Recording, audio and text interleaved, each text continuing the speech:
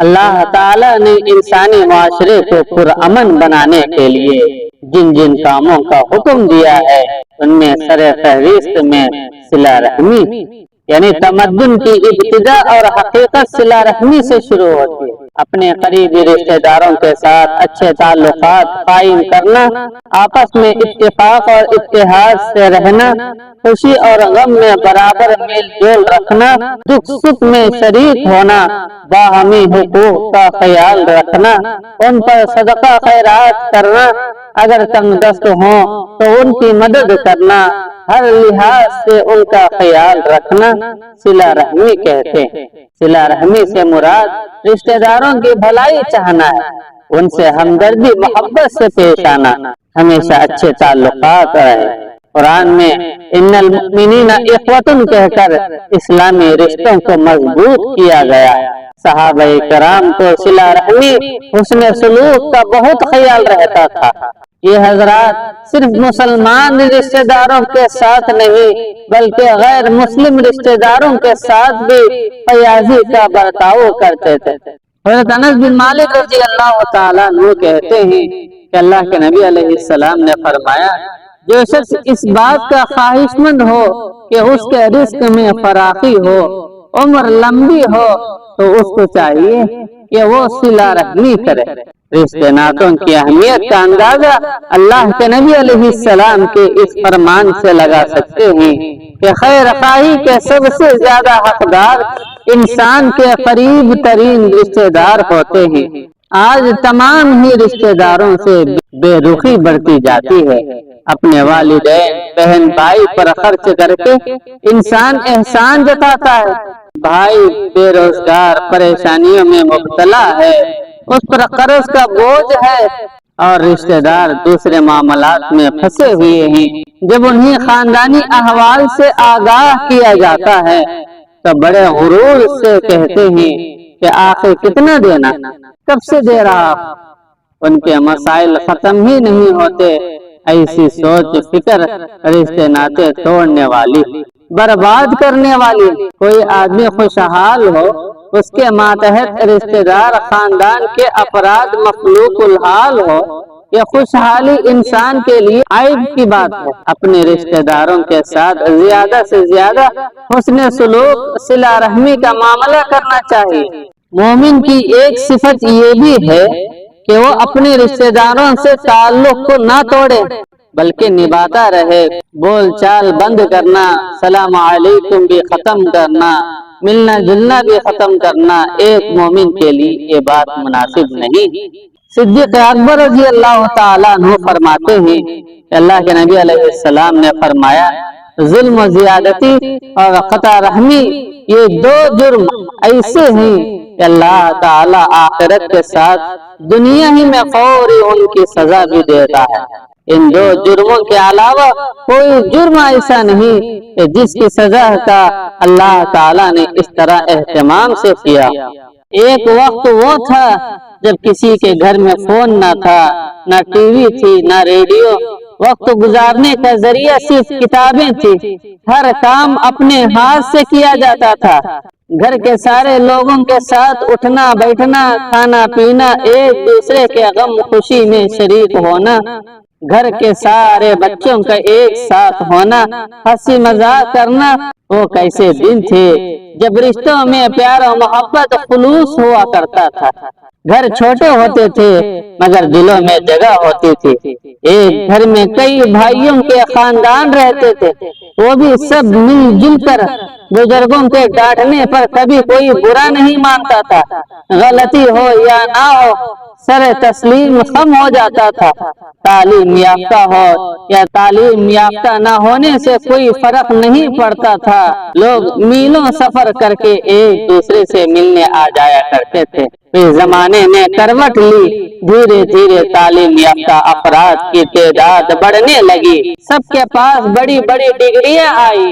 زمانے کی ضروریات بدل گئے تو لوگوں کے نظریات بھی بدلتے چلے گئے۔ آج یہ حال ہو گیا کہ لوگوں کے دلوں میں جگہ نہیں رہی۔ پہلے مہمان کا آنا خوش نصیبی سمجھتے تھے، اب مہمان کا آنا بوجھ لگتا ہے۔ اسکول میں موبائل لانا منع تھا، آج 3 سال کا بچہ بھی آن لائن کلاسیں لے رہا ہے۔ سوشل میڈیا نے اس میں بہت سارے لوگوں کو جوڑ دیا ہے۔ ہماری زندگی جتنی آن لائن ہو رہی ہے، ہمارے رشتہ دار اتنے ہی آف لائن ہوتے جا رہے ہیں۔ ہم حقیقی رشتوں سے دور ہوتے جا رہے ہیں، جس کی وجہ سے رشتہ داری میں دوری پیدا ہونے لگی، کمیاں آنے لگی۔ ہم جسمانی طور پر اپنوں کے ساتھ بیٹھتے ہوئے بھی ذہنی طور پر ہم وہاں نہیں ہوتے، کیونکہ ہماری نگاہیں موبائل کی اسکرین پر ہوتی ہیں۔ ترقی کی اس دور میں نفسا نفسی بڑھ چکی ہے، لوگ آپسی تعلقات کو بوجھ سمجھتے ہوئے سے دوری اختیار کرتے ہیں۔ سوشل میڈیا نے ہمیں بہت سے جانے انجانے لوگوں سے آسانی سے جوڑ تو دیتا ہے، لیکن اپنوں سے دور کرتا ہے۔ یہاں تک کہ پورے گھر کے لوگ جمع ہوں تو سب موبائل میں خاموش لگے رہتے ہیں، ایک دوسرے کی بات سننے کی، اپنا دکھ درد شیئر کرنے کی کمی ہو گئی ہے۔ ہم اپنوں سے بہت دور ہو گئے ہیں، ایک ہی گھر میں رہتے ہیں لیکن ایک دوسرے سے بات نہیں کرتے۔ بزرگوں کا لحاظ، اپنوں سے محبت، ان کا خیال رکھنا کبھی یہ ہمارا امتیازی وصف تھا۔ اس وقت میں ہماری تربیت کا ہمارا امتیازی وصف تھا، مگر آج دیکھیے وہ سب کچھ ایک خواب بن کر رہ گیا ہے۔ دلوں میں دوریاں پیدا ہو گئی، ایک ہی گھر میں رہتے ہوئے لوگ اجنبی بن گئے ہیں، ایک دوسرے کے پاس ہوتے ہوئے بھی ہزاروں میل دور ہو گئے ہیں۔ غم ہو یا خوشی ہو، بس موبائل پر میسج کر دیا، مطلب ذمہ داری پوری ہو گئی۔ فیس بک، ٹویٹر، انسٹاگرام اور دوسرے ویب سائٹ میں تو ہم نے لاکھوں لوگوں کو اپنا حلقہ، اپنے دوست میں شامل کر لیا، جبکہ اصل زندگی اس کے برعکس ہو گئی۔ سوشل میڈیا کا فتنہ خاندانی جھگڑوں کا ذریعہ بنتا جا رہا ہے۔ سوشل میڈیا کی دوستی اس میں ناجائز ازدواجی تعلقات کی وجہ سے عصمت ریزی، قتل غارت گری، کم عمر لڑکیوں کے ساتھ جنسی تعلقات، نوجوانوں میں گروہ واری لڑائیاں، خاندانی جھگڑے، شوہر اور بیوی کی آپس میں نا اتفاق، پھر طلاق، خلا، آخر کار خاندان ٹوٹ رہا ہے۔ انٹرنیٹ استعمال کرتے وقت ہمیشہ اللہ کے ڈر کو پیش نظر رکھنا ہے۔ یہ یقین رکھو کہ اللہ تعالیٰ کی ذات ہر لہجہ، ہر آن ہماری نگرانی کر رہی ہے۔ خدا کے لیے اس بناوٹی دنیا سے باہر نکلیے اور اپنی فیملی کو وقت دیجیے، کیونکہ آپ کی فیملی کے لوگ ہی آپ کے ساتھ ہوں گے۔ اور ہم لوگوں کے حقوق بھی ادا کرنا ہے۔ ایک مسلمان کا دوسرے مسلمان پر حق یہ ہے کہ جب ملاقات ہو تو اسے سلام کرے، جب دعوت دے تو اس کی دعوت کو قبول کرے، چھینکے تو یرحمک اللہ کہے، بیمار ہو تو عیادت کرے، مر جائے تو اس کے جنازے میں شریک ہو، پیٹھ پیچھے بھی اسے برا نہ کہے۔ جو بات، جو چیز اپنے لیے پسند کرتے ہیں وہی اپنے بھائی کے لیے بھی پسند کرے، بلکہ تمام مسلمانوں کے لیے بھی وہی چیز، وہی بات کو پسند کرے جو اپنے لیے پسند کرتے ہیں، اور اس بات کو ناپسند کرے جو اپنے لیے ناپسند کرتے ہیں۔ کسی بھی مسلمان کو تکلیف نہیں دینا ہے، ایذا نہیں پہنچانا ہے، نہ اپنے قول سے، نہ اپنی زبان سے، نہ اپنے کاموں سے۔ سرکار دو عالم صلی اللہ علیہ وسلم فرماتے ہیں، مسلمان وہ ہے جس کے ہاتھ اور زبان کی ایذا سے، تکلیف سے دوسرا مسلمان محفوظ رہے۔ مسلمان کے ساتھ تواضع سے پیش آنا، تکبر اور غرور سے نہیں، کہ کسی مسلمان کی چغلی بھی نہیں کرنا ہے۔ اگر آپس میں اونچ نیچ ہو جائے، رنجش پیدا ہو جائے تو 3 دن سے زیادہ ملاقات نہیں چھوڑنا ہے۔ ہر آدمی کے ساتھ بقدر وسعت ہمت، حسن سلوک کے ساتھ پیش آنا ہے، چاہے وہ اس قابل ہو یا نہ ہو۔ مسلمان کے پاس اس کی اجازت کے بغیر نہیں جانا ہے، اگر جانے کی ضرورت ہو تو پہلے 3 مرتبہ اجازت لینا ہے، اگر اجازت نہ ملے تو واپس آ جانا ہے۔ تمام لوگوں کے ساتھ خوش اخلاقی سے پیش آنا ہے، ہر شخص کے ساتھ اس کی اہلیت، اس کے مقام و مرتبے کے مطابق اس سے گفتگو کرنا ہے، اور بوڑھوں کی بھی عزت کرنا ہے، بچوں پر رحم کرنا ہے، تمام لوگوں کے ساتھ خندہ پیشانی کے ساتھ ملنا ہے، نرم لہجے میں بات کرنا ہے، تواضع انکساری کے ساتھ پیش آنا ہے، جو وعدہ کرتے ہیں اس کو پورا کرنا ہے، کیونکہ حدیث میں وعدہ خلافی کو نفاق کی علامت بتایا گیا ہے۔ لوگوں کے ساتھ وہی سلوک کرنا جو اپنے نفس کے ساتھ سلوک کرتے ہیں، وہی معاملہ کرنا جو لوگوں سے اپنے سلسلے میں چاہتے ہیں۔ جس شخص کے لباس اور صورت سے اس کے مرتبے کی بلندی کا اظہار ہو تو اس کی زیادہ توقیر نہیں کرنا، اس کے زیادہ گرا کر نہیں بات کرنا۔ مسلمان میں باہمی صلح کرانے کی کوشش کرنا ہے، اپنے مسلمان بھائیوں کے عیبوں کو، غلطیوں کو پردہ پوشی کرنا ہے، تہمت کی جگہوں سے بچنا ہے تاکہ مسلمانوں کے دل بدگمانی سے، زبانی غیبت سے بچ جائے۔ اگر کوئی مسلمان اپنے کسی ضرورت میں سفارش کا طلب بنتا ہے تو اسے مایوس نہیں کرنا ہے، اگر ہمارے سے ہو سکے تو اس کی مدد کرنا ہے، اس کا ساتھ دینا ہے۔ جب کسی مسلمان سے ملاقات ہو تو پہلے سلام اور مصافحہ کرنا، اس کے بعد دوسری بات کرنا۔ حضور علیہ السلام نے فرمایا، جو شخص سلام سے پہلے گفتگو شروع کرتا ہے تو اس کی بات کا جواب مت دو یہاں تک کہ سلام کرے۔ اپنے مسلمان بھائی کی جان و مال، آبرو کی حفاظت کرنا، ظلم سے اس کا دفاع کرنا، ظالم کو اس کے ظلم سے روکنا ہے، مظلوم کی ہر طرح سے مدد کرنا ہے، اپنے مظلوم بھائی کی نصرت اور اعانت واجب ہے۔ اگر کسی برے آدمی سے، شر والے آدمی سے اس کا واسطہ پڑے تو اس کے شر سے محفوظ رہنے کے لیے خوش اخلاقی کا برتاؤ کرنا ہے، اس لیے کہ بدکار ظاہری خوش اخلاقی پر خوش ہوتا ہے، اپنے شر سے نقصان نہیں پہنچاتا۔ مالداروں کے پاس بیٹھنے سے حتی الامکان بچنا ہے، غریبوں کے، مسکینوں اور یتیموں کے ساتھ مل جل رکھنا ہے۔ غریب، مسکین، یتیم اپنے مفلسی کے باوجود معزز مکرم ہوتے ہیں۔ ہر مسلمان کے ساتھ خیر خواہی کرنے، اسے مسرت خوشی سے ہمکنار کرنے کی کوشش کرنا ہے، یہ حق بھی بڑی اہمیت اور فضیلت کا حامل ہے۔ اسی طرح بیماروں کی عیادت کرنا ہے۔ اللہ کے نبی علیہ السلام فرماتے ہیں، جو شخص اپنے مسلمان بھائی کی عیادت کے لیے چلتا ہے تو گویا وہ جنت کے باغات میں چل رہا ہے۔ مسلمانوں کے جنازے کے ساتھ بھی چلنا ہے۔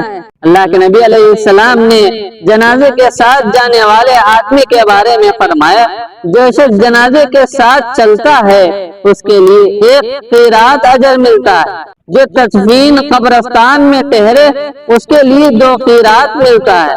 ان کی قبروں کی زیارت کرنا ہے، اس لیے کہ قبرستان کا منظر دل کے لیے بڑا مؤثر ہوتا ہے۔ اللہ کے نبی علیہ السلام نے اس پر سخت وعید فرمائی جو رشتوں کو کاٹتا ہے۔ حدیث کا مفہوم ہے کہ قطع رحمی کرنے والا جنت میں نہیں جائے گا۔ جو آدمی رشتوں کو توڑتا ہے قیامت کے دن اس کو توڑ کر الگ کر دیں گے۔ کوشش کرو کہ جو رشتے روٹ چکے ہیں، الگ ہو چکے ہیں، ان کو منائے۔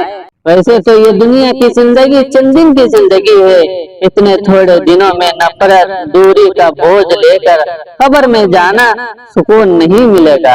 قرآن مجید میں فرمایا، الذین ینقضون عہد اللہ من بعد میثاقہ ویقطعون ما امر اللہ بہ ان یوصل ویفسدون فی الارض، جو اللہ کے ساتھ کیے ہوئے عہد و پیمان کو توڑتے ہیں، عہد پختہ ہونے کے بعد اللہ رب العزت نے جن کو جوڑنے کا حکم دیا ہے وہ توڑ دیتے ہیں، زمین میں فساد پھیلاتے ہیں، یہی لوگ دنیا آخرت میں نقصان اٹھانے والے قطع رحمی جہاں بہت بڑے نقصان کے ذریعہ ہے، یہ لعنت کا وجہ بھی۔ ہاں اگر کوئی شرعی عذر ہو تو قطع تعلق بھی کر سکتے ہیں۔ اگر کسی کے عقائد غلط قسم کے ہیں یا کوئی شخص گناہوں میں مبتلا ہے، بدنام ہے، آپ اس کے ساتھ رہیں گے آپ بھی بدنام ہو جائیں گے۔ یا کوئی فاسق فاجر ہے، اس سے بھی قطع تعلق کر سکتے ہیں۔ اس کے علاوہ بعض لوگ آپس میں لڑائیاں ڈالتے ہیں، چغلیاں پیدا کرتے ہیں، جادو وغیرہ کرواتے ہیں۔ ایسے قسم کے لوگوں سے چاہے وہ ذی رحم ہو، اپنے رشتہ دار ہو یا نہ ہو، ان سے قطع تعلق کرنا بالکل درست ہے، کیونکہ یہ لوگ مطلبی لوگ۔ میرے عزیز دوستو، انسانی معاشرے کی ترقی کا نچوڑ اعلیٰ اخلاق ہیں۔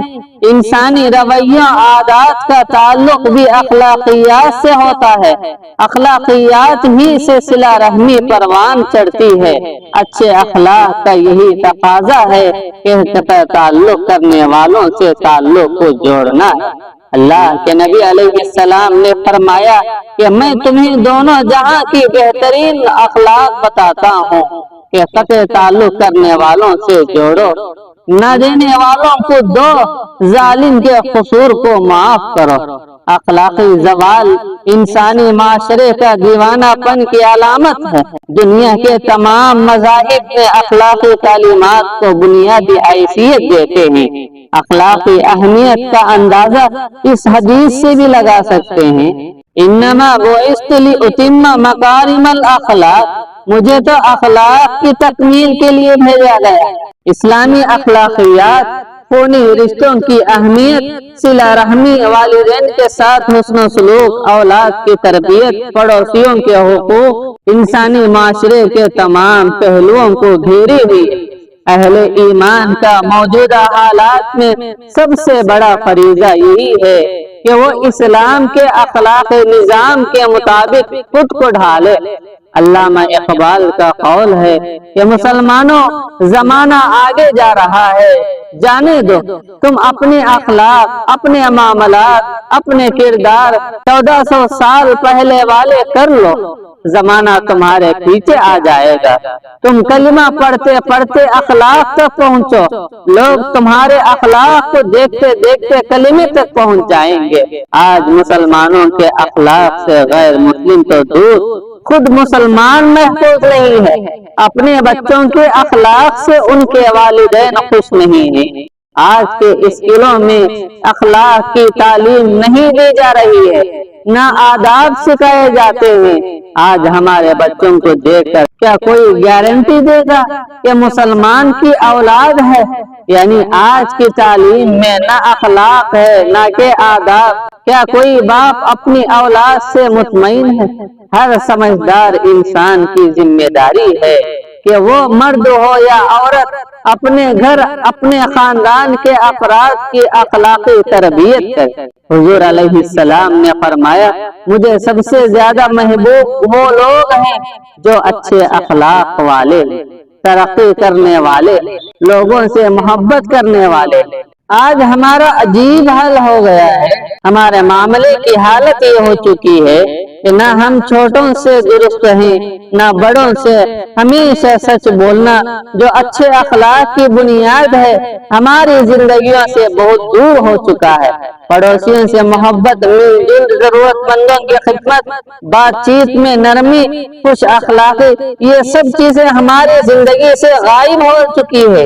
حسن اخلاق بیان کرتے ہوئے علامہ قاسم اپنی تفسیر میں لکھتے ہیں کہ لوگوں سے محبت کرنا، معاملات کی درستگی کرنا، اپنے اور بیگانوں سے اچھے تعلقات رکھنا، سخاوت کرنا، بخل حرص سے دور رہنا، تکلیف پہنچنے پر صبر کرنا، ادب احترام کے تقاضوں کو پورا کرنا حسن اخلاق ہے۔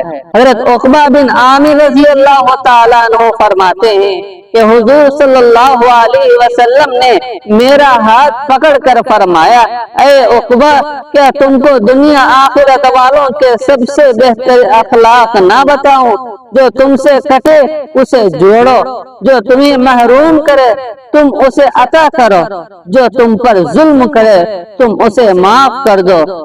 सुनो, जो ये चाहता हो कि अल्लाह उसकी उम्र में इजाफा करे, उसके रिस्क में फराखी करे, तो उसे अल्लाह से डरते रहना और सिला रहमी करते रहना।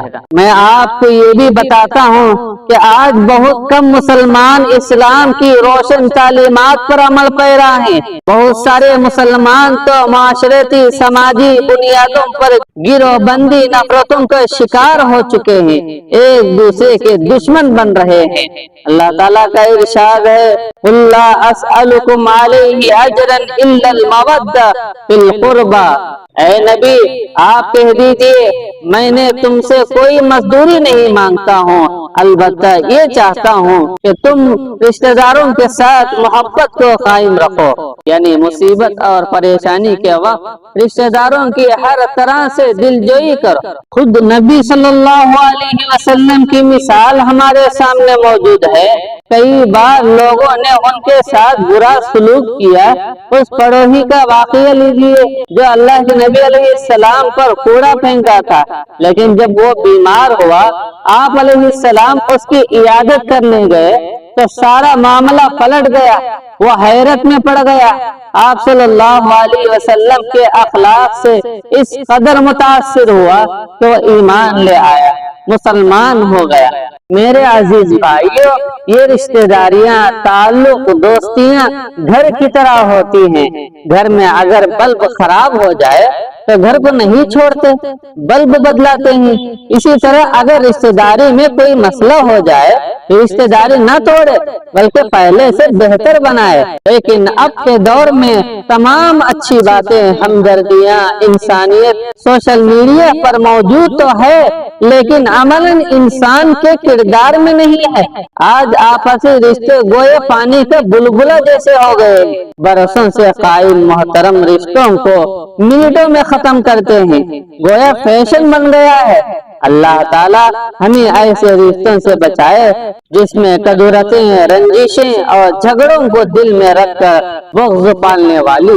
अगर कोई दोस्त, अहबाब या रिश्तेदार, अजीजा, क़रीब या फिर मिलने जुलने वाले लोगों में से आपके बारे में भी कुछ गलत बातें बोले, जिसे जानकर आपको बहुत गुस्सा आता होगा या बुरा लगता होगा, तो क्या कभी आप उस शख्स ही की बुराई बयान करके दिल को ठंडा करते हैं या फिर यूं ही अज़ियत बर्दाश्त करते हैं? हम ये बात भी जानते हैं कि सबसे ज्यादा हक पर रहने के बावजूद भी अल्लाह के नबी अलैहिस्सलाम की मुशरिकीन कितने बुराइयां बयान करके आपको दीवाना, काहिन, जादूगर और भी बहुत कुछ बोला करते थे।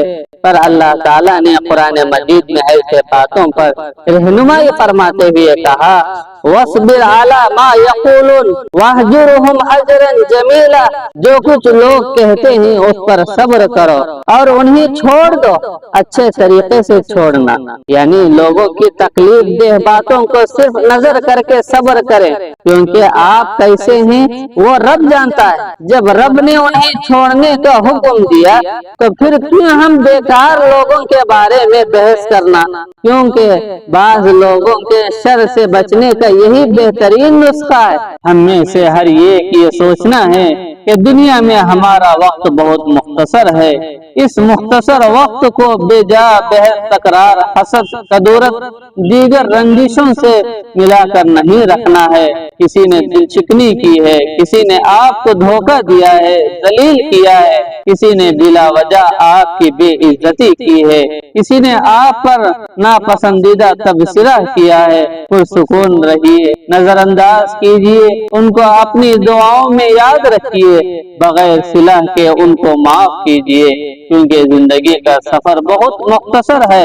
अपने खानदान, दोस्तों की तारीफ करते रहे, उनका एहतराम करे, मोहब्बत करने वाले, दरगुजर करने वाले बनिए। जिंदगी इंतहाई मुख्तसर है, उसे नफरतों में मत गुजारिए। जो दूसरों के लिए राहत आराम का एहतमाम करते हैं, अल्लाह ताला की खास रहमत उनका मकसद हो जाती है। दूसरों में आसानियां तकसीम करे, आपका रास्ता खुद ब खुद हमवार हो जाए। ذرا سوچئے، آج سے 100 سال بعد ہم سب اپنے رشتہ داروں اور دوستوں کے ساتھ زمین کے نیچے ہوں گے، ہماری جائیدادیں غیروں کی ملکیت ہوگی، ہم اپنی نسلوں کی یاد میں تاریخ کا حصہ بن جائیں گے، لوگ ہمارے نام شکلوں تک بھول جائیں گے، وہاں ہمارا کوئی رتبہ کام نہیں آئے گا، وہاں ہماری دولت نہیں چلے گی، وہاں سے بھاگنے کا کوئی راستہ نہیں ہوگا، ہمارا چیخنا چلانا کیا بھی فائدہ نہیں دے گا، موت کی طرف سفر تیزی سے جا رہی ہے، نہ دن کا پتہ چل رہا ہے، نہ مہینے کا، نہ سال کا، وہاں جانے کے بعد ہمیں اندازہ ہوگا دنیا کتنا معمولی تھی، ہم کتنے نادان اور خسارے کی سوچ کے بن گئے، جب تک ہم اس دنیا میں باقی ہیں موقع ہمارے پاس موجود ہے، ہم چاہیں تو نیکیاں کرتے کرتے گزار دیں، دنیا میں آنے کی خبر 9 مہینے پہلے مل جاتی ہے اور دنیا سے جانے کی خبر تو سیکنڈ پہلے بھی نہیں ملتی۔